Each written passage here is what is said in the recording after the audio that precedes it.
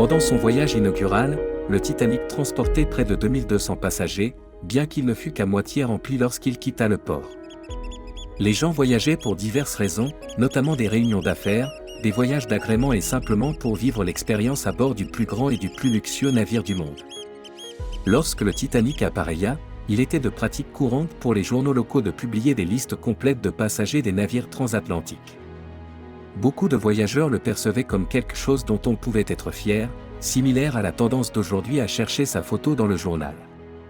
Comme la plupart des choses à bord du Titanic, les pratiques hygiéniques et les ressources étaient dictées par la classe sociale.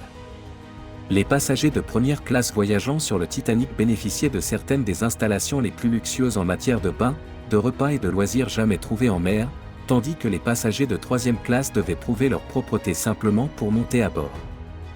Le Titanic disposait d'un bain turc à bord pour les passagers de première classe.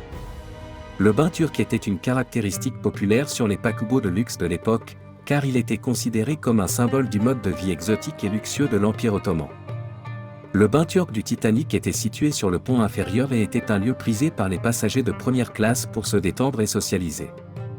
Le bain se composait d'une série de pièces chauffées, comprenant une pièce chaude, une pièce tiède, une pièce à vapeur, ainsi qu'une pièce de refroidissement et une pièce de massage.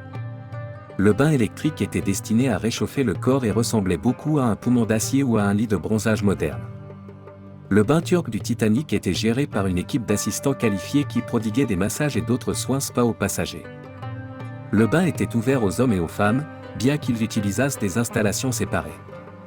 Les passagers achetaient des billets pour utiliser à la fois le bain turc et la piscine à proximité.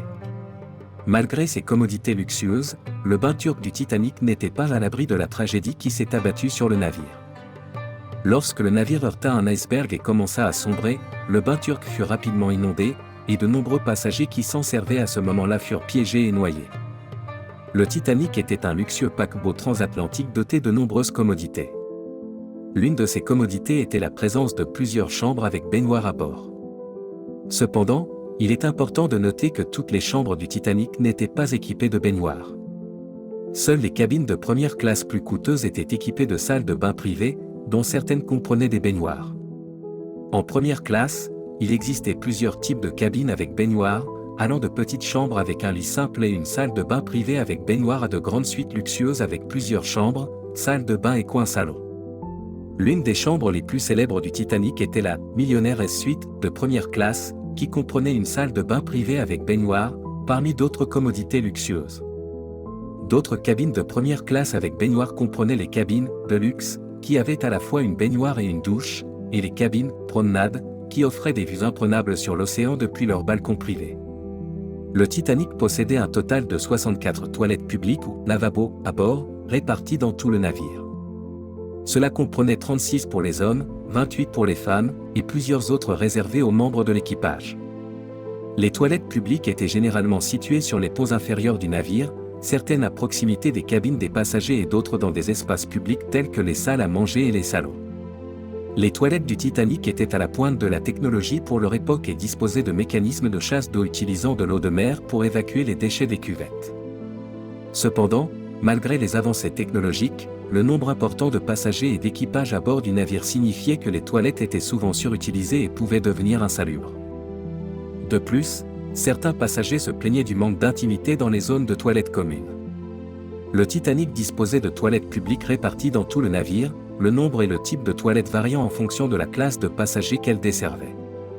Les passagers de première classe avaient accès à des salles de bain privatives attenant à leur cabine. Ils avaient également accès à des salles de bain publiques situées sur leur pont, dotées d'installations telles que des éviers en marbre et des toilettes à chasse d'eau. Tout comme les installations des cabines de première classe, les salles de bain publiques destinées aux passagers de première classe étaient peut-être également équipées du savon Vinolia. Vinolia commercialisait son savon Auto, comme le choix à bord du Titanic, prétendant qu'il était parfait pour les peaux sensibles et les teints délicats, représentant le niveau supérieur de luxe et de confort aux toilettes en mer. Les passagers de deuxième classe avaient accès à des salles de bain publiques situées sur leur pont, dotées de toilettes à chasse d'eau et d'eau courante.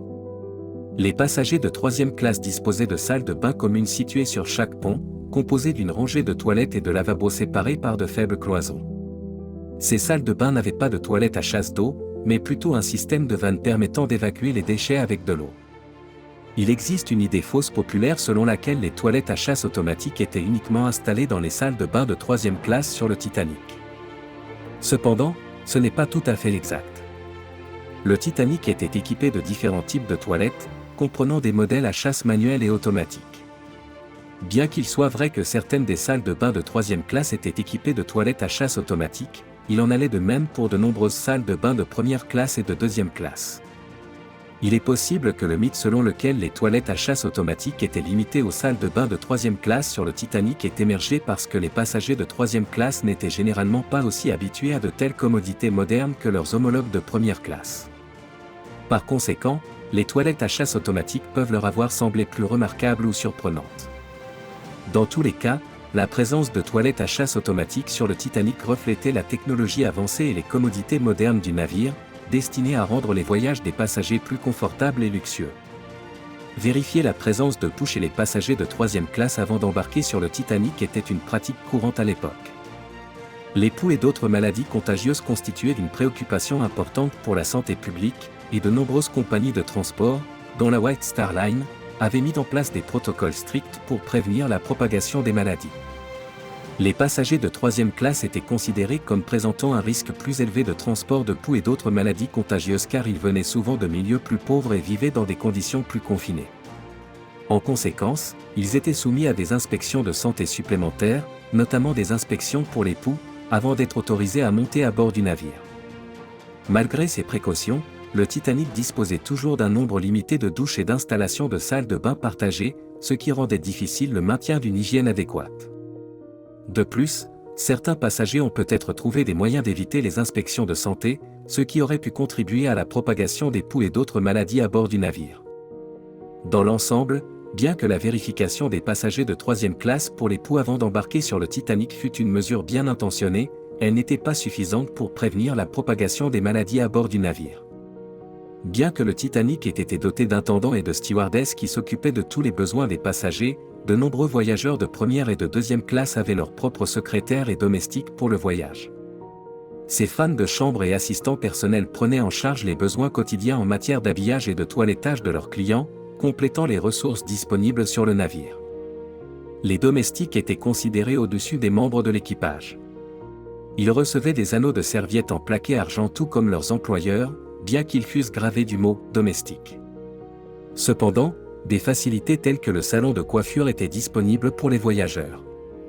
Les salons de coiffure du Titanic, l'un pour les passagers de 1re classe et l'autre pour leurs compagnons de 2e classe, coupaient et lavaient les cheveux pendant l'après-midi et proposaient des rasages à d'autres moments. Le Titanic employait de nombreux hommes pour s'occuper de la vaisselle sale. Comme les couverts et la batterie de cuisine étaient fabriqués avec les meilleurs matériaux, le soin apporté au nettoyage des articles était important.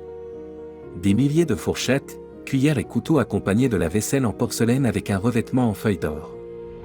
Des anneaux de serviettes en plaqué argent étaient utilisés quotidiennement aux côtés de centaines d'assiettes, bols, soucoupes et autres. Les commis de table agissaient comme garçons de salle et laveurs d'assiettes. Il y avait aussi des laveurs d'assiettes adjoints, des laveurs de verre et des laveurs de verre adjoints à bord. Le navire disposait d'une grande cuisine avec plusieurs éviers et lave-vaisselle. Cependant, le processus de lavage de la vaisselle n'était pas automatisé comme aujourd'hui, et une grande partie du nettoyage se faisait à la main. Le personnel de cuisine raclait et rinçait la vaisselle avant de la placer dans un évier avec de l'eau savonneuse. Il frottait ensuite la vaisselle avec des brosses et la rinçait abondamment avant de la sécher avec des chiffons. La vaisselle était ensuite inspectée pour s'assurer qu'elle était propre avant d'être réutilisée. Les vêtements sur le Titanic étaient lavés à l'aide d'une combinaison de méthodes manuelles et mécaniques. Le Titanic possédait une buanderie située sur le pont F, exploitée par une équipe de 13 membres d'équipage. Ils travaillaient par rotation, 24 heures sur 24, 7 jours sur 7, la buanderie fonctionnant en continu. La buanderie était divisée en 2 sections, une pour les passagers de 1re classe et une pour les passagers de 2e et 3e classe. La buanderie de 1re classe était située du côté tribord du navire, tandis que celle de 2e et 3e classe était située du côté bâbord. La buanderie était équipée de machines à laver électriques, de séchoirs et de machines à repasser. L'équipe de la buanderie triait le linge en différentes piles en fonction du type de matériau et du degré de salissure. Ils chargeaient ensuite les vêtements dans les machines à laver, ajoutaient du savon et de l'eau. Les machines à laver sur le Titanic n'étaient pas entièrement automatiques, donc l'équipe devait déplacer manuellement les vêtements de la machine à laver vers l'essoreuse. Une fois les vêtements lavés et séchés, ils étaient repassés à l'aide de machines à repasser à vapeur. L'équipe de la buanderie était responsable de repasser les vêtements pour éliminer les rides et de les plier soigneusement. Les passagers du Titanic n'étaient pas autorisés à faire leur propre lessive, ils laissaient donc leurs vêtements sales devant leur porte de cabine, et l'équipage les récupérait pour les nettoyer. Les travailleurs de la buanderie étaient également chargés de laver les nappes, serviettes et torchons utilisés dans les salles à manger et autres espaces publics du navire. En outre, ils lavaient les uniformes et le linge de l'équipage, ainsi que toute lessive personnelle demandée par les passagers. Dans l'ensemble, l'exploitation de la buanderie sur le Titanic était efficace et bien organisée, l'équipe de la buanderie travaillant diligemment pour s'assurer que les passagers disposaient de linge propre et frais tout au long du voyage.